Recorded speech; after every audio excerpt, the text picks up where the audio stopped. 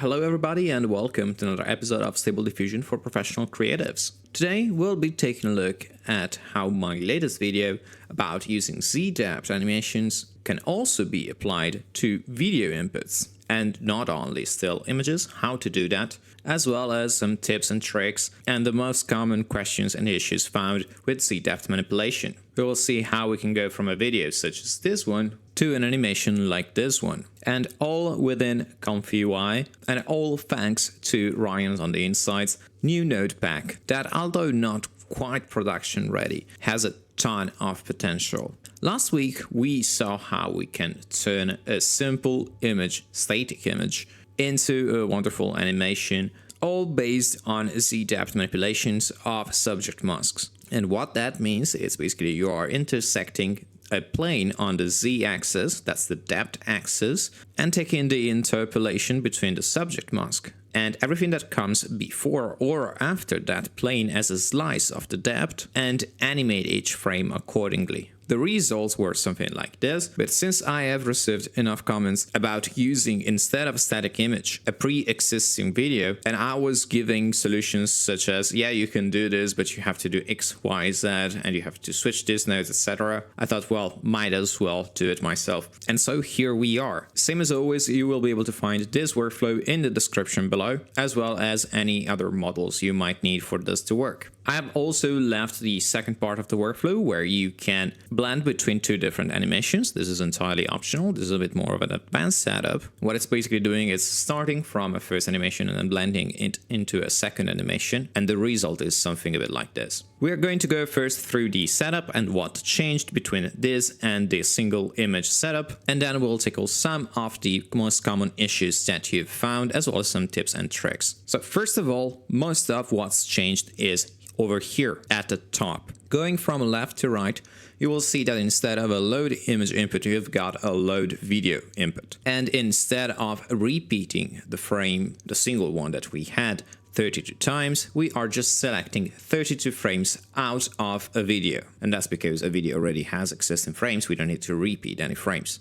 Now, on how to select these frames, it's a bit of a trial and error. Either you cut the video to the exact amount of frames that you need at the exact moment that you need, or you kind of eyeball it just like I did. So I am skipping the first 60 frames in this example, and then I am selecting one every 4 frames. Why one every 4? Well, that's because at the end of the pipeline, I am using Rife interpolation to double the count of frames, and this video has a lot of frames in it already. So in order to have a smooth animation, I don't actually need all frames. But your mileage may vary, and you might also want to pick more or less frames depending on your hardware. So you can change the total frames, you can change the skip first frames, you can change the select every nth frame depending on your source video. Then I am scaling all the frames down to 1 megapixel. A bit of a heads up, I am using 1.5 and Animate LCM. 1 megapixel is not the optimal resolution, but I haven't found any issues, like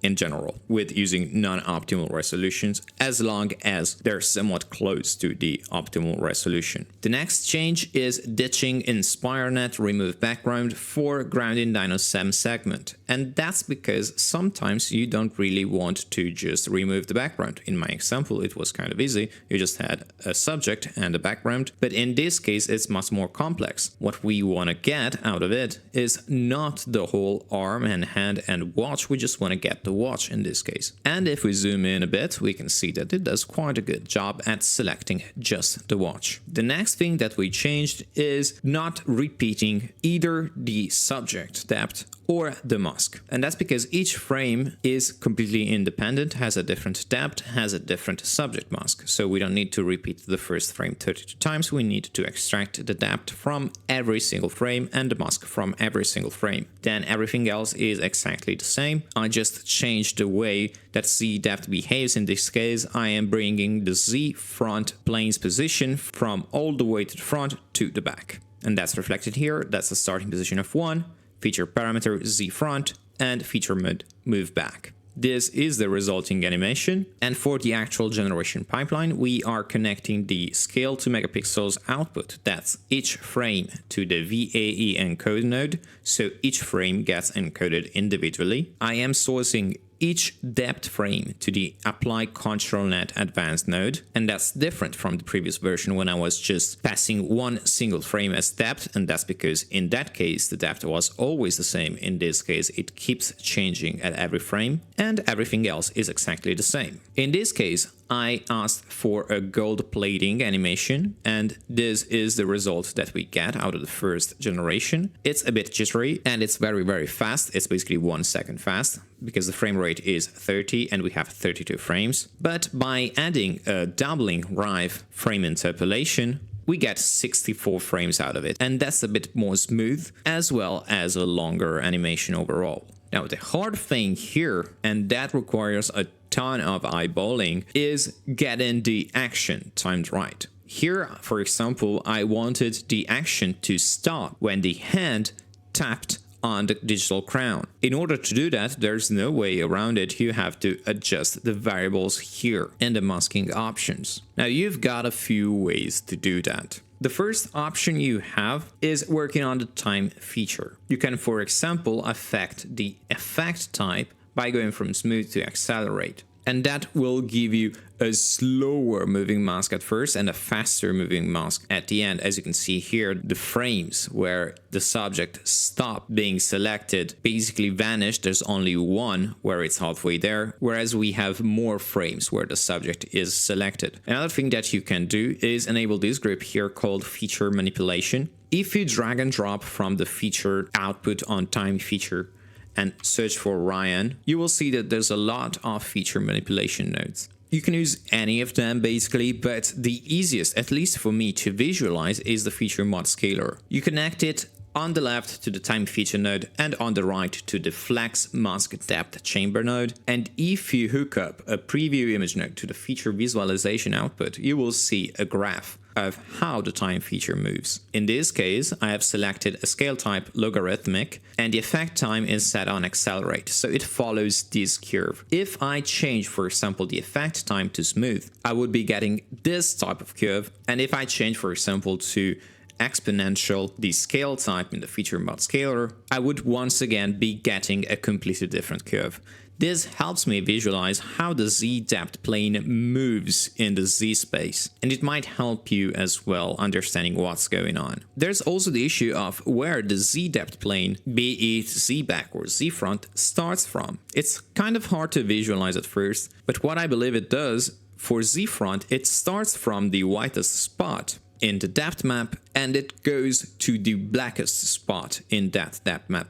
And that's the opposite for Z back. It goes from the blackest spot to the whitest spot. And in this specific case, where the watch is neither the whitest nor the blackest spot, it's somewhere in between them. Now, where that somewhere is basically impossible to visualize, at least in clear numbers. But you could try, and that's what I usually do, to find that spot by manipulating the Z front or Z back starting position. And as soon as you start seeing interpolations between the subject mask and the Z front or Z back position, that's where, in terms of Z number, the subject is. There's also the issue of how much depth your subject has. In this case, the watch is very small, and it doesn't have a ton of depth, and that's why when the Z depth intersecates it, it basically vanishes in a couple of frames. You could manipulate the depth, for example, by adding a contrast node. Depth is based on black and white values, so by upping the contrast, for example, or lowering the contrast, you could manipulate how many shades of gray your subject goes through. The more shades of gray it has, the more depth there is. One thing that some of you ask me about is that sometimes they get jittering animations out of the first generations that they do, and how to get smooth animations like I was getting. Well, that's because sometimes out of the first generation you do, the AnimateDiff Lora Liquid AF model that should be responsible to smooth things out alongside the AnimateLCM as the 15T2V checkpoint doesn't really kick up At least not until the second generation, as you can see here. This was the first generation in the pipeline and it's all jittery, and this one were the second and third animations, and that's where it kicked in. So what you want to do is just change the seed and run the generation again, and there you go, you would get better animations now. Another thing that I was asked about is why the KSampler is so slow. Well, the reason is every time it ticks up, it's doing calculations for all the 32 frames combined. So from here to here, that's 32 frames. From here to here, that's 32 frames. And now it's going to be 32 frames again. So it's not just generating one image, it's generating 32 frames. You can speed things up by lowering the amount of frames you are generating, but of course the video won't be as smooth or as long as you would like. Now, the real question is, would this motion graphics, quote unquote, be considered good for production work? Well, yes and no, I guess. You can get to very good animations within Comfy now, and that's something that you could only do with Houdini or Cinema 4D, for example. But there's a few hiccups here and there. For example, controlling the depth range, as well as the Z-depth plane movement, is not as linear as you would inside of Houdini, for example. It's harder to visualize, it's harder to control, but it's doable. Also, controlling the masks, it's a bit of a pain, and it all comes down to how good of a job Segment Anything ends up doing. Manipulating mask inside of Comfy is something I do all the time, and it's a bit of a pain when compared to Cinema 4D or Houdini as well, but it's definitely doable. But the true limitations that I find is in the non-deterministic nature of generative AI itself. You can control all the parameters however much you want, but at the end of the day, the animations you're getting is the model's interpretation of your prompts and inputs, rather than actual art direction that you can do throughout a Houdini pipeline, for example. And that's good and bad depending on the client you get and the degree of art direction they want to bring to the table. But even getting to this kind of results directly inside of ComfyUI with this kind of precision is something that I didn't think possible up until a few weeks ago.